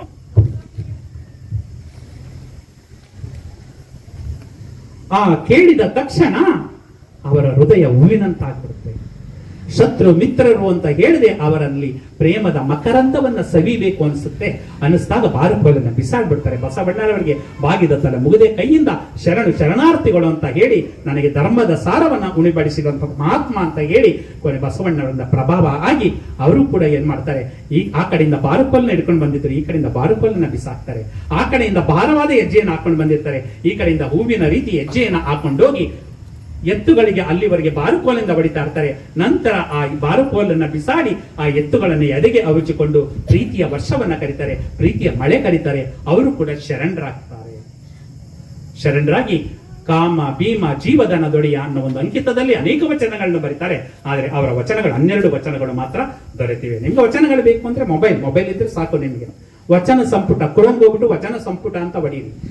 ನಮ್ಮ ತರಳಬಾಳು ಬೃಹನ್ ಮಠದವ್ರು ಏನ್ ಮಾಡಿದ್ದಾರೆ, ವಚನ ಸಂಪುಟದಲ್ಲೇ ನಿಮ್ಗೆ ವಿಶೇಷವಾದಂತ ಎಲ್ಲಾ ವಚನಗಳನ್ನು ಕೊಟ್ಬಿಟ್ಟಿದ್ದಾರೆ. ಆ ವಚನ ಸಂಪುಟ ಅಂತ ಬಡಿದ ತಕ್ಷಣ ಒಂದ್ ಕಡೆ ಬಸವಣ್ಣ ಬರುತ್ತೆ. ಆ ಬಸವಣ್ಣನವರು ಫೋಟೋದ ಮೇಲೆ ಕ್ಲಿಕ್ ಮಾಡಿದ್ರೆ ಬಸವಣ್ಣ ಅವ್ರ ಎಲ್ಲಾ ವಚನಗಳು ತರ್ಕೊಳ್ಳುತ್ತೆ. ಒಂದು ವಚನದ ಮೇಲೆ ಕ್ಲಿಕ್ ಮಾಡಿದ್ರೆ ಅದ್ರ ತಾತ್ಪರ್ಯ ಬರುತ್ತೆ. ನೀವೇನಾದ್ರು ತಮಿಳ್ನವ್ರಿಗೆ ಈ ವಚನವನ್ನ ಹೇಳ್ಬೇಕು ಅಂದ್ರೆ ತಮಿಳ್ ಭಾಷೆಯಲ್ಲಿ ಇರುತ್ತೆ, ತೆಲುಗಿನವ್ರಿಗೆ ಈ ವಚನ ಕಲಿಸ್ಬೇಕು ಅಂದ್ರೆ ತೆಲುಗಲ್ಲಿ ಇರುತ್ತೆ, ಹಿಂದಿಯವ್ರಿಗೆ ಈ ವಚನ ಕಲಿಸ್ಬೇಕು, ಮನೆ ಪಕ್ಕ ಹಿಂದಿಯವರು ಇದ್ದಾರೆ ಅಂದ್ರೆ ಹಿಂದಿಯವ್ರಿಗೆ ನಮ್ಮ ಬಸವಣ್ಣರ ತತ್ವ ಕಲಿಸೋಣ ಅಂದ್ರೆ ಹಿಂದಿಯಲ್ಲಿ ಇರುತ್ತೆ. 5 ಭಾಷೆಗಳ ವಚನವನ್ನ ಕೊಟ್ಟಿದ್ದಾರೆ. ವಚನ ಸಂಪುಟ ಅಂತ ಅದನ್ನ ಆ ಕ್ರೋಮಲ್ಲಿ ಹೋಗಿ ಹೊಡೆದ್ರೆ ಯಾವುದೇ ಆಪ್ ಅನ್ನ ಡೌನ್ಲೋಡ್ ಮಾಡ್ಕೊಳ್ಬೇಕಾಗಿಲ್ಲ. ಅದನ್ನೇ ಅಕ್ಕ ಮಹಾದೇವಿಯರ ವಚನ ಬೇಕು ಅಂದ್ರೆ ಅಕ್ಕ ಮಹಾದೇವಿ ವಚನ, ಮತ್ತೆ ಚನ್ನಬಸವಣ್ಣವ್ರು ಬೇಕಂದ್ರೆ ಚನ್ನಬಸವ 220ಕ್ಕಿಂತ ಹೆಚ್ಚು ವಚನಗಳು ಸಿಗುತ್ತೆ. ಅದನ್ನ ನೋಡಿ ಅಂತ ಹೇಳ್ತಾ ಆಗ ಆ ಒಕ್ಕಲಿಗ ಮುದ್ದಣ್ಣ ಕೂಡ ಬಸವಣ್ಣನವರ ಪ್ರಭಾವದಿಂದ ಶರಣರಾಗಿ ಮಾರ್ಪಾಡಾಗಿ ವಚನಗಳನ್ನ ರಚನೆ ಮಾಡ್ತಾರೆ. ಮತ್ತೆ ನಮ್ಮಲ್ಲಿ ಏನ್ ಬೇಕು ಅಂದ್ರೆ ಪ್ರೀತಿ ಬೇಕು, ಮತ್ತೆ ತಾಳ್ಮೆ ಬೇಕು, ಮನಸ್ಸು ಹಗುರ ಆಗಬೇಕು. ಆ ಹಗುರ ಆದಾಗ ಮಾತ್ರ ಒಂದು ವಿಶೇಷವಾದ ಚಿಂತನೆ ಉಂಟಾಗುತ್ತೆ. ಯಾರು ಈ ತಾಳ್ಮೆಯನ್ನ ಹೇಳ್ತಾರೋ, ಯಾರು ಪ್ರೀತಿಯನ್ನ ಕರುಣಿಸಬೇಕೋ ಅವರೇ ನಾವು ಮುಳುವಾಗಿರೋದನ್ನ ನಾವು ಕಾಣಬಹುದು. ಒಂದ್ಸಲ ಒಬ್ಬ ವ್ಯಕ್ತಿ ಅವನಿಗೆ ಹೃದಯಾಘಾತ ಆಗಿರುತ್ತೆ 1-2 ಸಲ. ಆದ್ರೆ ಅವನು ಈಗ ಲಾಟ್ರಿ ಇಲ್ಲ, ಮೊದಲು ಲಾಟ್ರಿ ಇರುತ್ತೆ, 1 ಕೋಟಿ ಲಾಟ್ರಿ ಹೊಡೆದು ಬಿಟ್ಟಿರುತ್ತೆ. 1 ಕೋಟಿ ಲಾಟ್ರಿ ಹೊಡೆದಿರುತ್ತಲ್ಲ, ಈಗ ನಾವೇನಾದ್ರೂ ಅದು ಅವಳು ಗೊತ್ತಾಗಲ್ಲ, ಆ ಲಾಟ್ರಿ ಟಿಕೆಟ್ ಇಂದ ಬೇರೆ ಆ ಮನೆಯವರು ಗೊತ್ತಾಗ್ಬಿಡುತ್ತೆ ಲಾಟ್ರಿ ಹೊಡೆದಿದೆ 1 ಕೋಟಿ ಅಂತ. ಏನಾದ್ರು ಅವ್ನಿಗೆ 1 ಕೋಟಿ ಹೊಡೆದಿದೆ ಅಂದ್ರೆ ಏನಾಗ್ಬಿಡುತ್ತೆ, ಹಾರ್ಟ್ ಅಟ್ಯಾಕ್ ಆಗ್ಬಿಡುತ್ತೆ. ಅದಕ್ಕೆ ಇವನಿಗೆ ನಾವು ನೇರವಾಗಿ ಹೇಳೋದು ಬೇಡ, ಒಬ್ರು ಗುರುಗಳ ಹತ್ರ ಹೋಗಿ ಆ ಗುರುಗಳ ಬಳಿ ಅವನಿಗೆ ಹೇಳಿಸಿದ್ರೆ ಸರಿಯಾಗುತ್ತೆ ಅಂತ ಹೇಳಿ ಒಬ್ರು ಗುರುಗಳನ್ನ ಆಯ್ಕೆ ಮಾಡ್ಕೋತಾರೆ. ಇವರು ತುಂಬಾ ಸೂಕ್ಷ್ಮವಾಗಿ ಅವನಿಗೆ ಹೇಳ್ತಾರೆ ಅಂತ ಗುರುಗಳ ಬಳಿ ಕರ್ಕೊಂಡು ಹೋಗ್ತಾರೆ. ಗುರುಗಳ ಬಳಿ ಕರ್ಕೊಂಡೋಗಿ, ಗುರುಗಳೇ ಮೊದಲೇ ಹೇಳಿರ್ತಾರೆ ಗುರುಗಳಿಗೆ, ನಮ್ಮ ಇವರಿಗೆ ಹಾರ್ಟ್ ಅಟ್ಯಾಕ್ ಆಗಿದೆ 2 ಸಲ, ಏನಾದ್ರೂ ದುಃಖದ ವಿಷಯ ಆಗಲಿ ಸಂತೋಷದ ವಿಷಯ ಆಗಲಿ ತಕ್ಷಣ ಹೇಳಬಾರ್ದು, ಅವರಿಗೆ ಒಂದು ಸ್ವಲ್ಪ ಸೂಕ್ಷ್ಮವಾಗಿ ಹೇಳಿ, ಹಿಂಗೆ ಲಾಟ್ರಿ ಹೊಡಿದೆ ಅದನ್ನ ಹೇಗೆ ಅದನ್ನ ಬಳಸ್ಕೊಳ್ಬೇಕು ಅನ್ನೋದನ್ನ ಹೇಳಿ ಅಂದಾಗ, ಆಯ್ತು ಕರ್ಕೊಂಡು ಬಂದು ನಾನು ಹೇಳ್ತೀನಿ ಅಂದಾಗ ಕೂರ್ಸ್ಕೊತಾರೆ. ಕೂರ್ಸ್ಕೊಂಡು ಅವನ ಹೆಸರು ಕೇಳ್ತಾರೆ, ಎಲ್ಲ ಹೇಳ್ತಾರೆ, ನೋಡಪ್ಪ ನೀನ್ ಏನಾದ್ರೂ 5 ಲಕ್ಷ ಲಾಟ್ರಿ ಹೊಡಿತು ಅಂದ್ರೆ ಏನ್ ಮಾಡ್ತೀಯ ಅಂದಾಗ, ಗುರುಗಳೇ 5 ಲಕ್ಷ ಲಾಟ್ರಿ ಹೊಡಿತು ಅಂದ್ರೆ ಸಾಲ ಮಾಡ್ಕೊಬಿಟ್ಟಿದ್ದೀನಿ 4 ವರ್ಷದ ಮೇಲೆ, ಆ ಸಾಲ ತೀರ್ಸ್ಕೊಬಿಡ್ತೀನಿ. ಸರಿ, 10 ಲಕ್ಷ ಲಾಟ್ರಿ ಹೊಡೆದ್ರೆ ಏನ್ ಮಾಡ್ತೀಯ? ಅದೇ 4-5 ಲಕ್ಷ ಸಾಲ ತೀರ್ಸ್ಕೊಂಡು ಒಂದು ಮನೆ ಕಟ್ಕೊಳ್ತೀನಿ ಗುರುಗಳೇ. 50 ಲಕ್ಷ ಲಾಟ್ರಿ ಹೊಡೆದ್ರೆ ಏನ್ ಮಾಡ್ತೀಯ? 50 ಲಕ್ಷ ಲಾಟ್ರಿ ಹೊಡೆದ್ರೆ ಸಾಲ ತೀರ್ಸ್ಕೊಂಡು ಒಂದು ಮನೆ ಕಟ್ಕೊಂಡು 1-2-3 ಎಕರೆ ಜಮೀನ್ ತಗೊಳ್ತೀನಿ ಗುರುಗಳೇ. 1 ಕೋಟಿ ಲಾಟ್ರಿ ಹೊಡೆದ್ರೆ ಏನ್ ಮಾಡ್ತೀಯ? 1 ಕೋಟಿ ಲಾಟ್ರಿ ಹೊಡೆದ್ರೆ ಗುರುಗಳೇ 50 ಲಕ್ಷ ನಿಮಗ್ ಕೊಡ್ತೀನಿ, 50 ಲಕ್ಷ ನಾನು ಇಟ್ಕೋತೀನಿ ಅಂದ್ರೆ ಗುರುಗಳಿಗೆ ಹಾರ್ಟ್ ಅಟ್ಯಾಕ್ ಆಗ್ಬಿಡುತ್ತೆ. ಅಂದ್ರೆ ಯಾರ ಹತ್ರ ನಾವು ಪಾಠವನ್ನ ಕೇಳಕ್ ಹೋಗ್ಬೇಕು, ತಾಳ್ಮೆಯನ್ನ ಕೇಳಕ್ ಹೋಗ್ಬೇಕು, ಅವರೇ ಏನಾಗಿದೆ ಈ ಒಂದು ಹಣದ ಆಸೆಗೆ ಒಳಗಾಗಿರುವಂತದನ್ನ ನಾವು ನೋಡಿದ್ದೇವೆ. ಅಂತಹ ಒಂದು ಸಂದರ್ಭದಲ್ಲಿ ಈ ವಚನಗಳು ನಮ್ಗೆ ಏನಾಗುತ್ತೆ ಅಂದ್ರೆ ಒಂದು ವಿಶೇಷವಾದ ಪ್ರಭಾವವನ್ನ ಕಲಿಸುತ್ತೆ. ಯಾಕಂದ್ರೆ ಇವತ್ತಿನ ವಿಷಯವೇ ಅದು, ಬದುಕು ಕಲಿಸುವಂತಹ ಬಸವ ಚಿಂತನೆಯ ಬೆಳಕು ಅಂತ. ಒಂಟಿಯಾಗಿ ಇದ್ರೂ ಕೂಡ ನಮ್ಗೆ ಒಂದು ಹೊಸ ವಿಚಾರವನ್ನ ಉಂಟು ಮಾಡುತ್ತೆ. ಅದಕ್ಕೆ ಬಸವಣ್ಣವರು ಒಂದು ಅದ್ಭುತವಾದ ವಚನವನ್ನ ಕೊಡ್ತಾರೆ.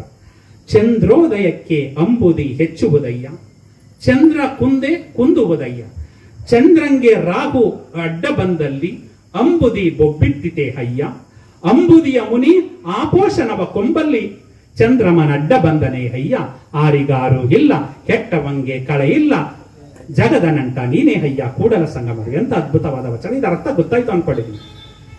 ಈ ಚಂದ್ರಗ್ರಹಣ ಆದಾಗ ಏನಾಗುತ್ತೆ, ಈ ಸಾಗರಗಳು ಏನಾಗುತ್ತೆ, ಅಲೆಗಳು ಹೆಚ್ಚಾಗುತ್ತಂತೆ, ಅಲೆಗಳು ಹೆಚ್ಚಾಗುತ್ತೆ.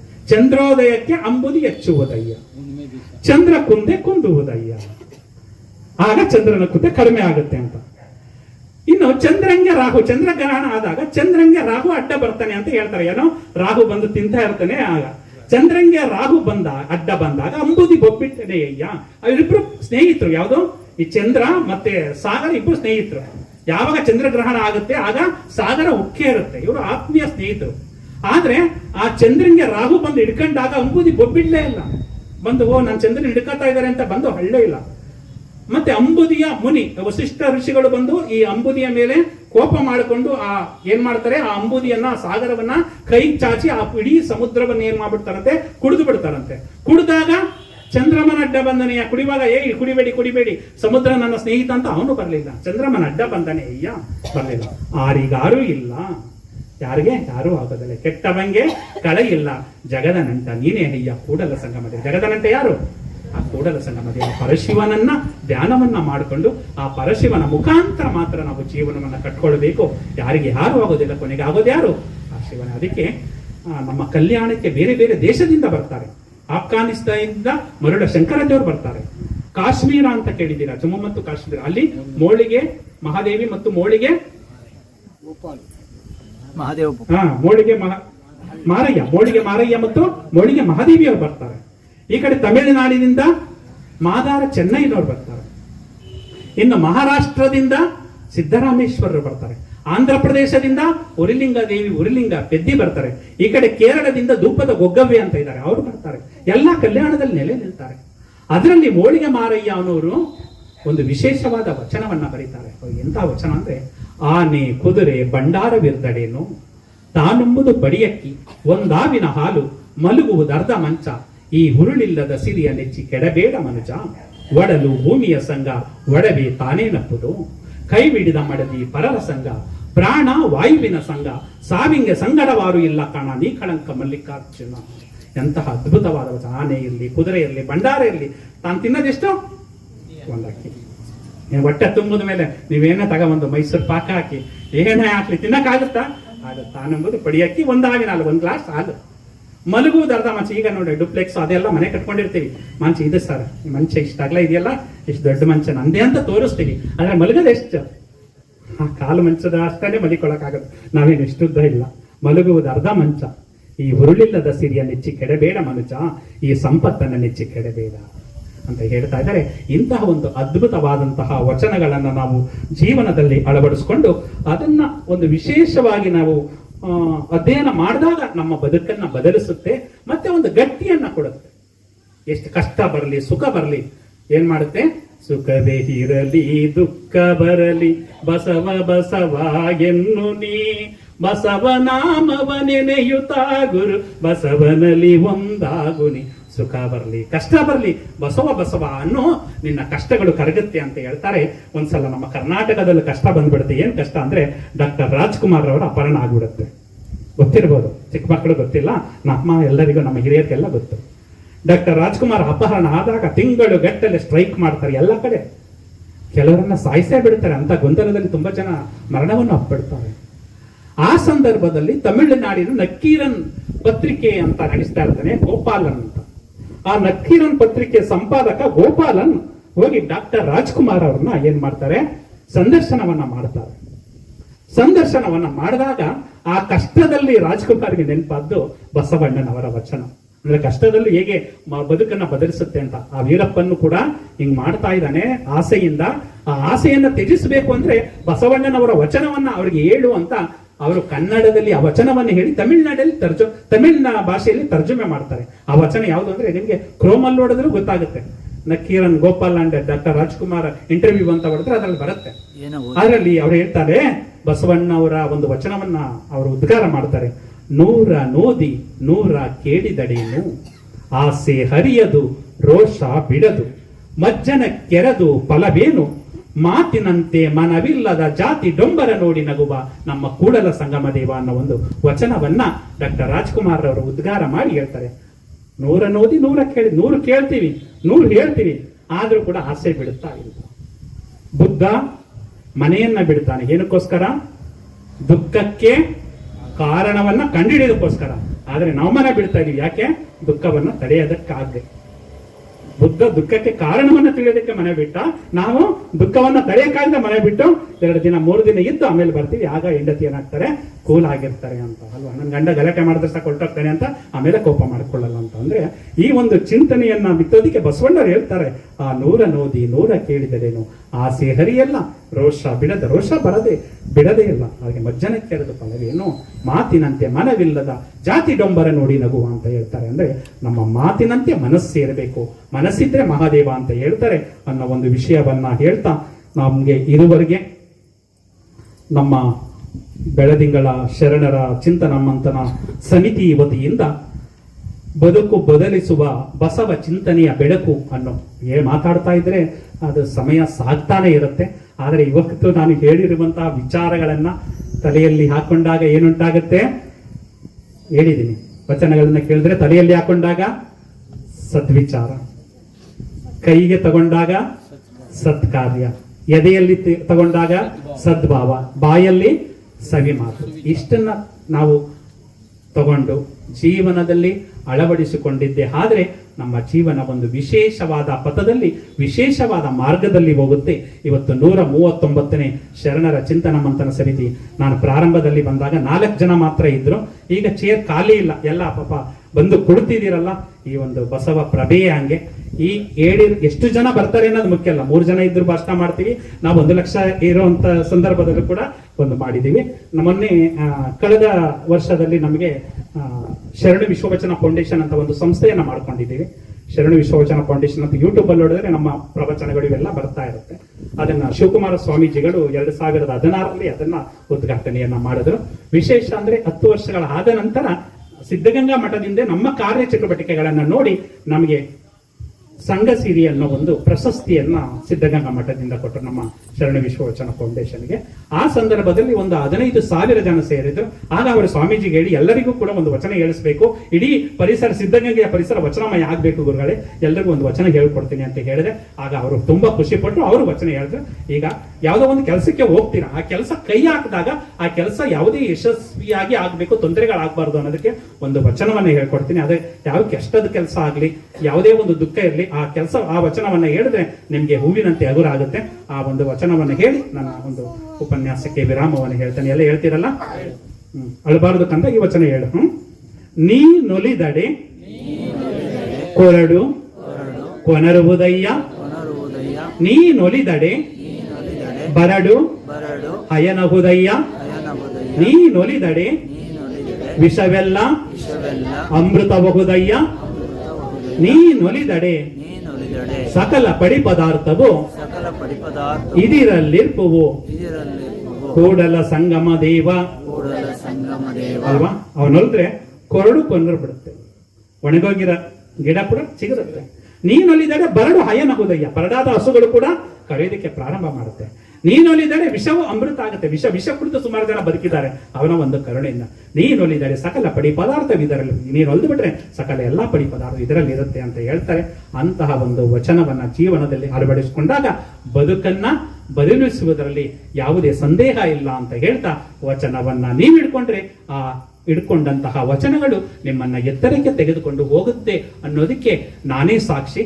ಅಂತಹ ಒಂದು ವಚನಗಳನ್ನ ಮಕ್ಕಳಲ್ಲಿ ಬೆಳೆಸೋದಕ್ಕೋಸ್ಕರ ಶಾಲೆಗಳೆಡೆಗೆ ವಚನಗಳ ನಡಿಗೆ ಅಂತ 130ಕ್ಕೂ ಹೆಚ್ಚು ಕಾರ್ಯಕ್ರಮಗಳನ್ನ ಮಾಡಿದ್ದೇವೆ.